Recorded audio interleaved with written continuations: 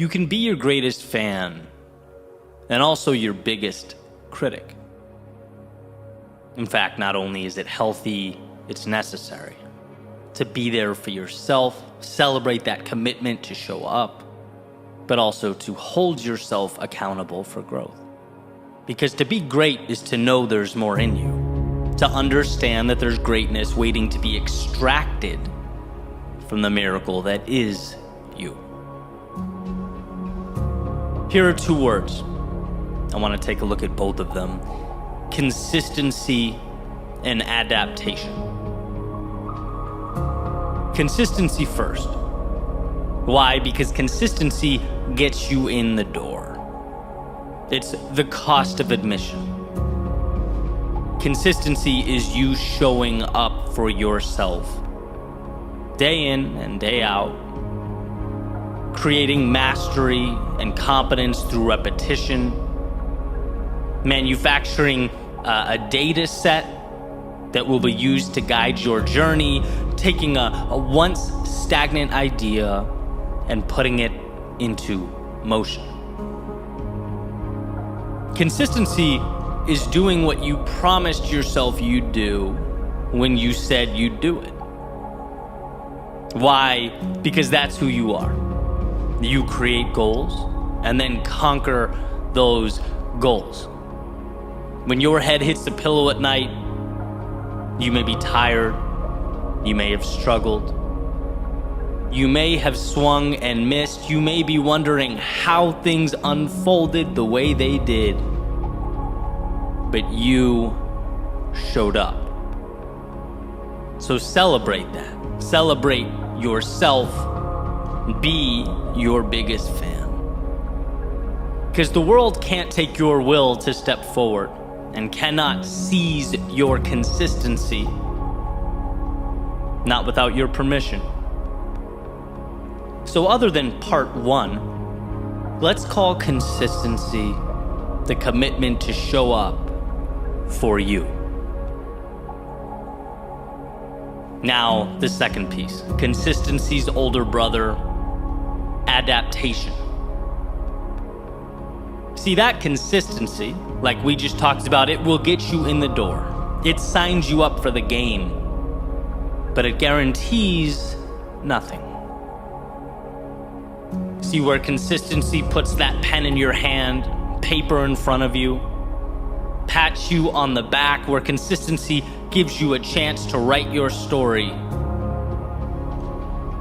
One's level of success or achievement relies on their ability to adapt, to do the thing that's so hard for people to do. Look in the mirror and ask, how can I be better? I've been consistent for 30 days, sure. Here's what's right, here's what's wrong. Now it's time to adjust, to be critical, to understand that expecting more of the self does not in any way diminish the task at hand. It gives you room to expand into that next version of yourself in a way that simply showing up doesn't. Without a willingness to adapt, you get Einstein's definition of insanity, right? Doing the same thing repeatedly and expecting different results. You get day after day of wondering why this square peg won't just save us all the trouble and go into the round hole. Without a willingness to adapt, we move for the sake of moving and we work for the sake of working. But if we could find it within ourselves to look at the data that's been acquired day after day and use it to help guide ourselves to that North Star, we'll find strength. To seek out the delta between where we are and where we want to be, that is power. But it calls for more than just showing up. It calls for looking around. It calls for observing and then adapting. So yeah, your greatest fan and your greatest critic. Be there for you, but don't let yourself get away with good enough. showing up is critical. It's powerful, but it's just the beginning. If your eyes stay open, if you're willing to both love yourself and improve yourself simultaneously, all the world becomes available to you. There are no mountains you can't climb or oceans you can't cross. And sure, the world will do what the world does. It will place challenges before you. But rather than those challenges being the reason you can't, rather than accepting those challenges as a permanent reality, they become nothing more than the next puzzle to be solved, the next little adaptation that's required of you. You show up, you self-assess, you adjust, and carry right on towards that horizon again and again. So when you find yourself frustrated or up against that wall, remember, you are building your ideal reality. Be proud of yourself for showing up, for being consistent. Because as dire as it might seem, you overcame a lot to get here. But also know that the challenge at hand is not an indictment of you or your goals. It's your chance to review the game plan and adjust. Your opportunity to do what so many fail to do, not shrink from the world, but adapt yourself to it, grow because of it. Today is your opportunity to take what the world gives you and build something new.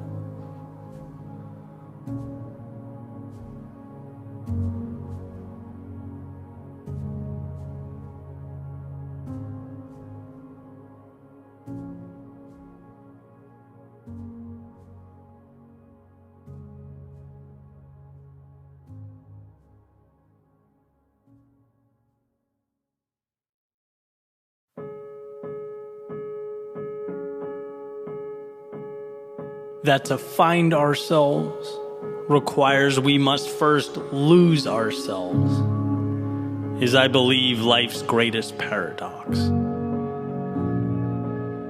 Leaving that carousel of comfort, the predictability of what we know, the certainty of who we believe ourselves to be, for a promise with no real guarantee of being kept, well, it's nothing short of irrational. Are the odds in our favor? Perhaps not.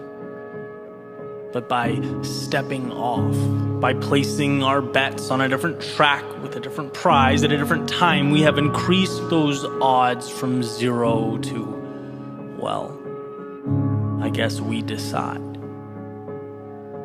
And see, the world teaches us that it's advantageous to spin. A spinning carousel is predictable. It can't be cheated. There's very little room for loss or humiliation or setbacks or even life to get in the way. You know where you start and you know where you end, and that's just the thing. This spinning world is so easy that people don't want to leave.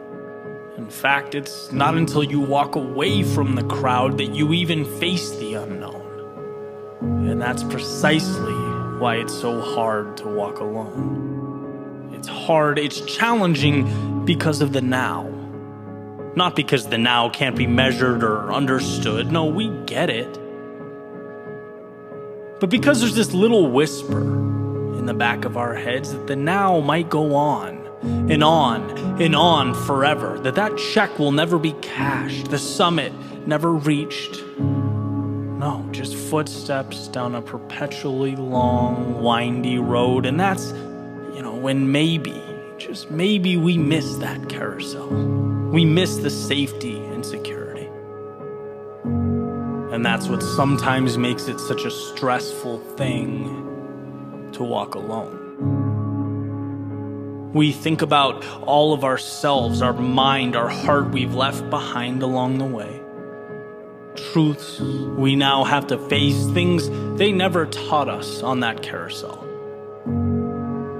We had to learn that we were wrong about who'd be by our side through it all. We could no longer hide behind the notion that when things got tough, someday everything would be there, would be the same. We learn to swim by jumping into the deep end, seeing in real time that people only believe it already exists, what's put in front of them, that ideas are empty, that a dream is a language only spoken by its creator. And if you want it to mean anything, you must dedicate your life to translating it. We learn how much is backwards, how much of life is reactive, that success is being one of the few who don't react, but build a world to react to. And in the thick of it all, to internalize the process, because talking does nothing. Plans are just potential energy confined to your pocket. You have to be okay growing that seed by yourself. Like a runner making her way past a crowd, right? The crowd sees calm, sees peace, sees the finesse of an athlete gliding over the pavement. They have no idea the war being fought behind her eyes. The silencing of constant whispers to slow down, to do less, the repression of pain that consumes her to such an extent it can't even really be pinpointed. It just kind of floats over her body. They'll never know that. And what we learn is that they don't need to. It's the truth. And see, it's also what makes it quite lonely to walk alone. Walking alone, well, it's a lot of things. But it's never boring. It's never dull. And if you can hang in there long enough without even noticing the headwind you've been fighting, it becomes a tailwind.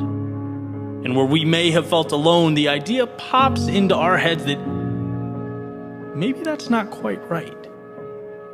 If anything, the wind at our back is now momentum. It's a partner along the way. That carousel, yeah, it's still spinning, but somewhere else. Some far-off place beyond our field of vision. And no, things don't ever become easy. We wouldn't want that. But difficulty is interpreted differently now. Not a burden, but a cost, and one we'd gladly continue to pay. And that space that once felt so empty, so desolate, so helpless, well, now it's made up of people who see what you see, who hopped off their own carousels and wandered through the desert. They too navigated through the impossible and the never been done. It's funny how at some point we always find each other. And I suppose now, having traded the carousels for the adventure, we can walk alone together. Us against the world. Standing up in defiance of the odds, chasing that glimmer of hope. All in on a pursuit to find what most won't and see what most can't. Not because we were made different, but because we chased down the idea of different. It gets a tough rap walking alone. And in so many ways, it's a fight. It takes all of you. But you don't come out the same person you were when you stepped in. The same person you'd still be today had you stayed on that carousel. So if you are still spinning, step off. And if you have, if you're still adjusting to the discomfort of reality, if you're making your way through the hell of uncertainty or questioning whether you have what it takes or have the strength to commit, I promise you do. In fact, you're right where you need to be.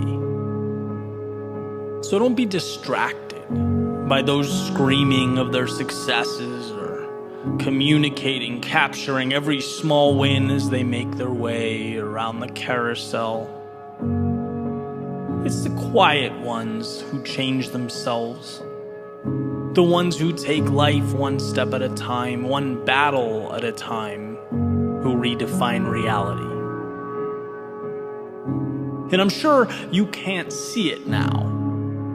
No one can. No one can see the sun amidst the storm, but you'll emerge stronger than you ever were. You will navigate towards the ideal and away from that life you once settled for. It's a long path, but it's worth it. So get up and let your feet guide the way. Let's go walk alone.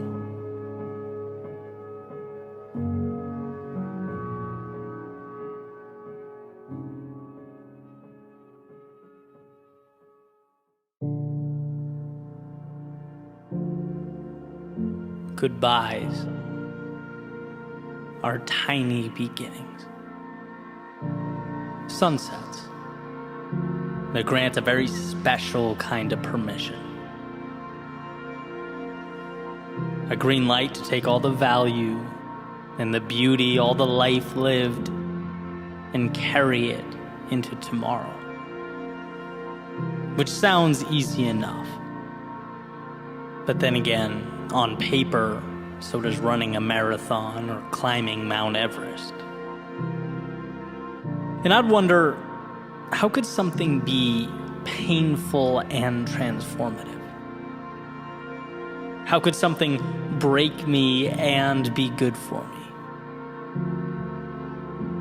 It's not hard to see the dissonance there, right? But here's the thing.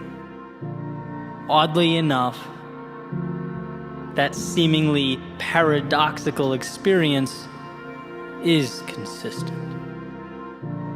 Consistent throughout our lives, appearing every time we grow. Our darkest moments feel like endings, perhaps because we're hanging on to what was, the ideas that felt like home. But in actuality, those moments, those goodbyes, are already the beginning of something new. The same way midnight sparks the beginning of a new calendar day, right in the heart of darkness. Unbeknownst to us, while the world is turned off and our minds are asleep. A hello in disguise.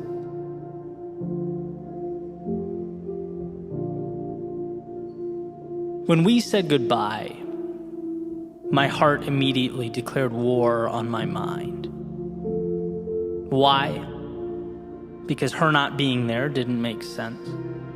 Because when you care about something, you fight for that thing. Because goodbyes, well, they signify change, and I liked this chapter. But my brain fired right back. Right idea, just wrong time. What's the reality of this situation? Did you ask yourself that? It said letting go can be the hardest thing and the right thing simultaneously, that I should know the rules. And so goodbyes were said and suns, they set. And we went to sleep in separate beds, not knowing anything about the future except that it would be different. Way different than today. And immediately in comes the heart. Picks up the mic, tap, tap, is this thing on? Check 1, 2. Hey, make sure you're aware of what's gone.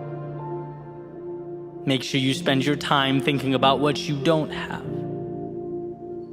See the blank pages? They used to have writing.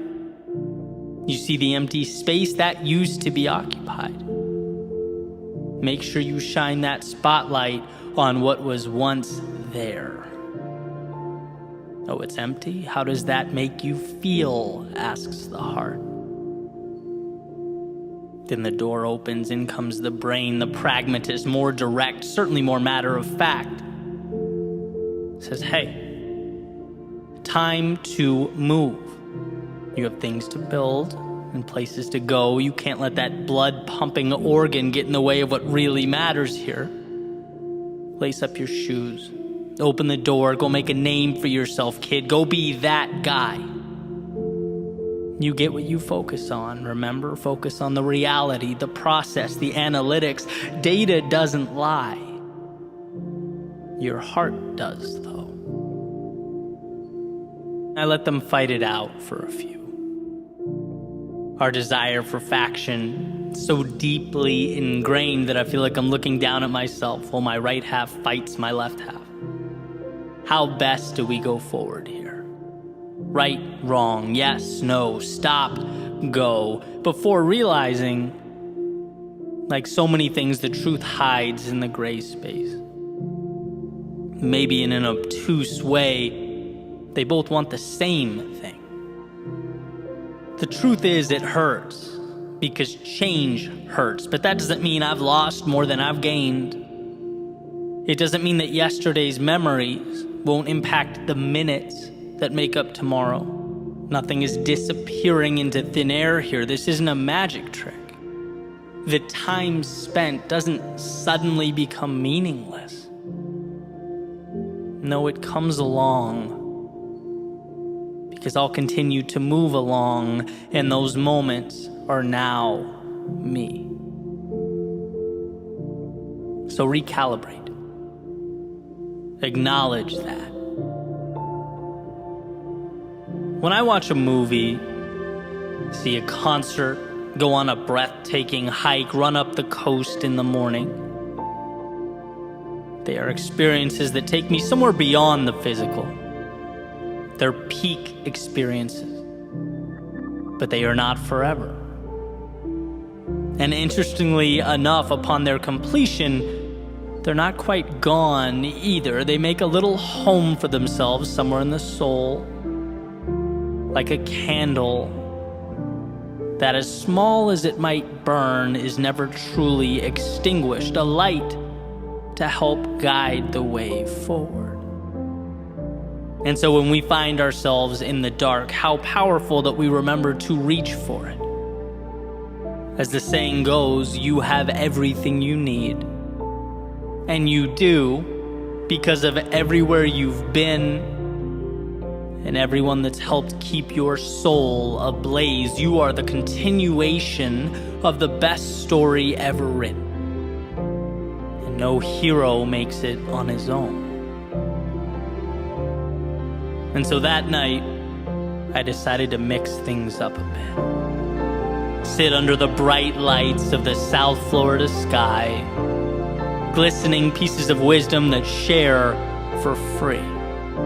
And the moon, that moon, which I recently learned we can only see because the sun's light reflects off of it. Perhaps they too knew each other in a previous life.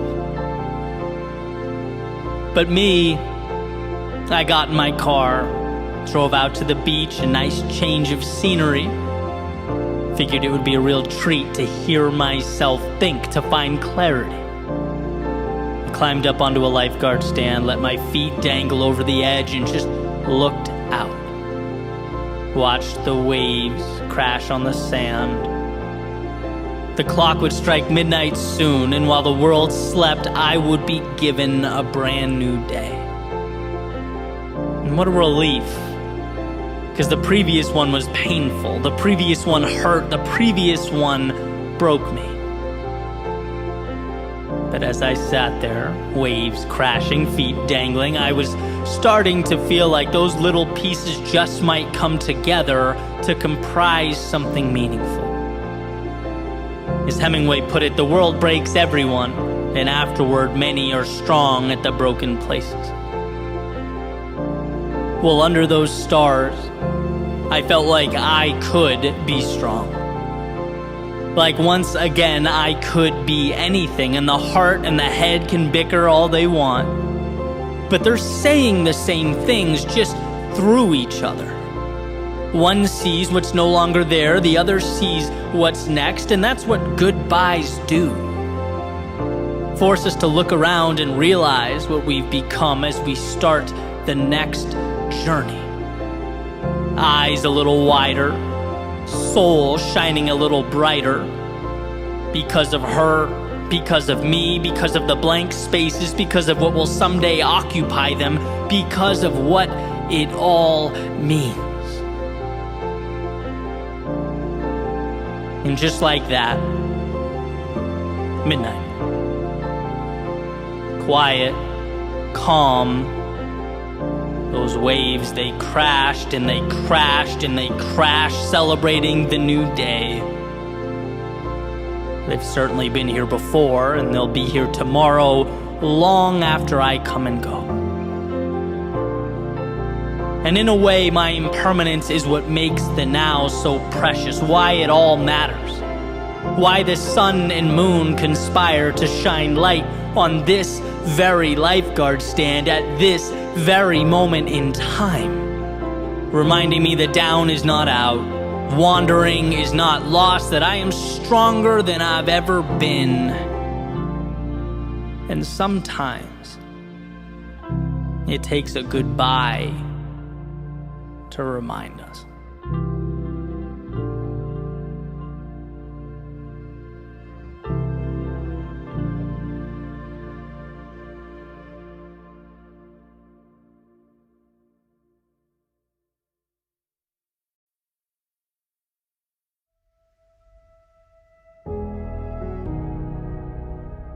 Nothing in life is as important as you think it is while you are thinking about it.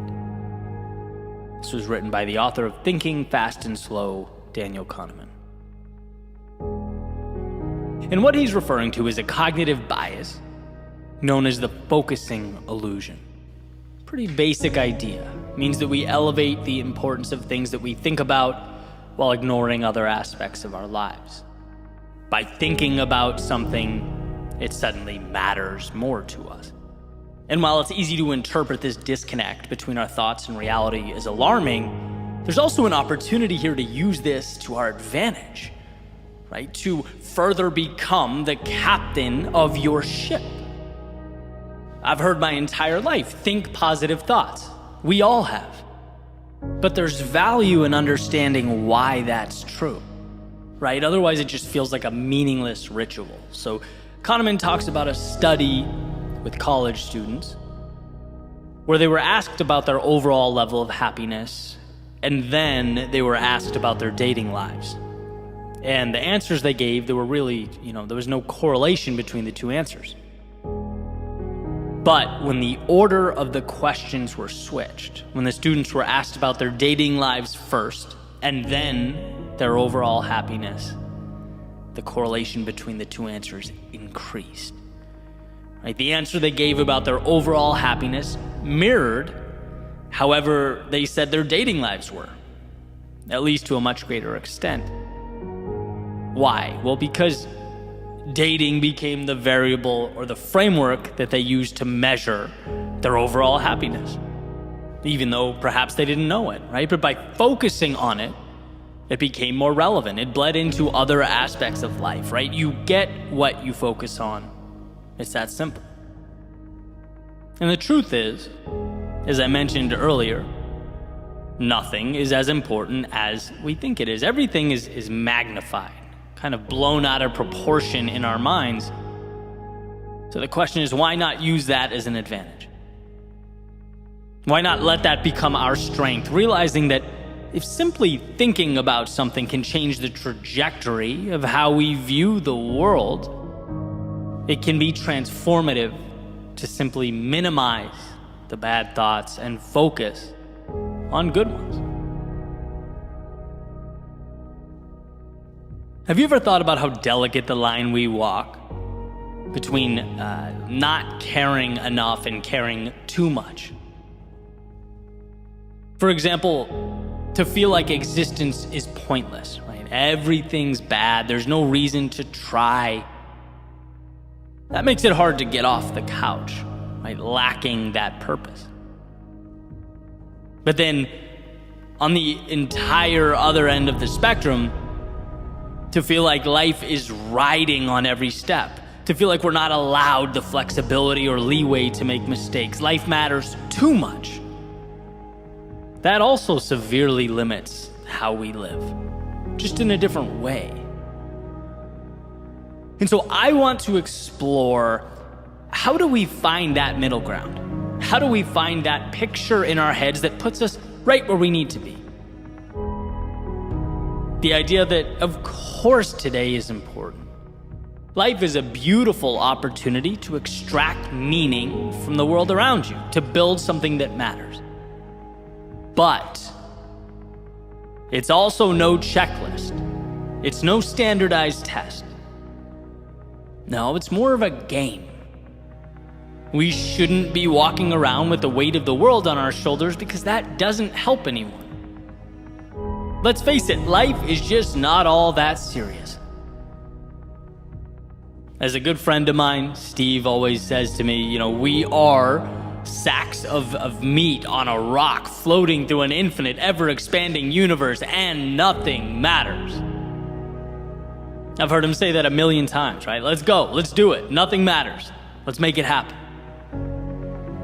And I 100% get it. It's a check against the idea that the world will collapse if we screw up. That if we drop the ball, it's over.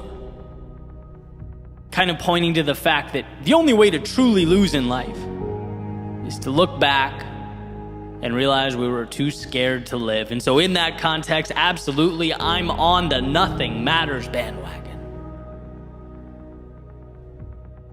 But here's the deal about this video or podcast episode, however you're consuming it. In a perfect world, it's a buffet, not a menu. It's an opportunity for you to think, to reflect, to pick and choose the pieces here that will help move you along. Because after all, we're all walking different paths. So how could one person present a one-size-fits-all solution to anything? No, the goal is to understand the framework by which we operate. To understand that the thoughts we think have a monumental impact on how we live. And so if you find yourself on the uninspired side of things, know that there's not a problem with you. You just haven't found a path that lights you up. You are perhaps focusing on the wrong things, right? Not leaving space for the right ones. And if you find yourself constantly smothered by the weight of your own expectations, if every little step, decision, or movement matters too much, know that you are perhaps creating adversaries that don't exist. That you are right where you need to be, but you have to let yourself live, experience life.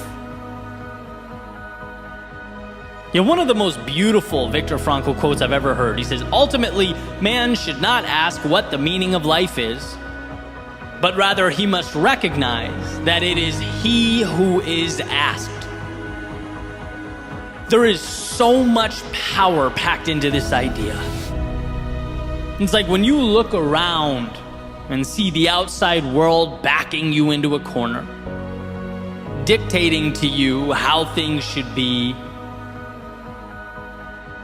Remember that you don't take orders from the external world. You create the external world. When all you see is negative, when all you feel are reasons to turn back, when the good in life is hiding away, reach out and find the positive. The one thing that can pick you up and carry you forward. And look, I'm not advocating that we live in this state of delusion. I'm not saying close your eyes, cover your ears, and pretend everything's great. I'm saying every day, every situation provides at least one thing you need to be closer to where you want to be. And it just so happens that we're not always inclined to see that one thing, that solution. It just so happens that we need to become aware, to remind ourselves. So this is your reminder to look for it. Your reminder to focus on the things that lift you up, that breathe life into you, not the things that keep you down. And so here's to finding that sweet spot, right? Walking the line between Viktor Frankl's meaning starts with you And my old pal Steve's mantra, nothing matters, so go live your life. This is not a race. You're not being graded on the outcome here. You're giving yourself permission to experience that jolt you get when you open your eyes as the sun comes up each morning, knowing that how you're about to spend your time will be a product of the game you designed. A game in which, yes, you'll feel lost from time to time. You'll lose that North Star every so often. You'll question the journey you're on. But guess what? When you take responsibility for the circumstance, you also empower yourself to right the ship. You're at the wheel, playing the game of life as it was meant to be played on your terms. If it does not serve you, let it go. If it doesn't help you, move beyond it. As Kahneman states, our thoughts grossly over-exaggerate that reality on the ground, so let that framework emphasize your passion, your strength, and your dreams, not the inverse. What we focus on, we get. So believe in yourself with such conviction that those around you look on and wonder what gave you the right to see those things. What made you think it was okay to believe in that which you believe? You never got a permission slip in the mail. You never stumbled upon a permit that granted you access to the good things in life. No, you just came to understand the game and how it's played. You came to see that we have options. The option to find the bad and the option to find the good. The choice to see why you can't and the choice to see why you will. That's what will separate you from both your past self and those looking on from afar. See, change is never a product of magic, as people seem to think. No, most often, it's taking on the challenge of seeing what is not yet there. Stepping into the arena with possibility, with the upside. So today, see it. Focus on it, lock it in, and don't let go. With everything you have, all that's within you, don't let go. For everything tomorrow can be, for everything you have always been, don't let go.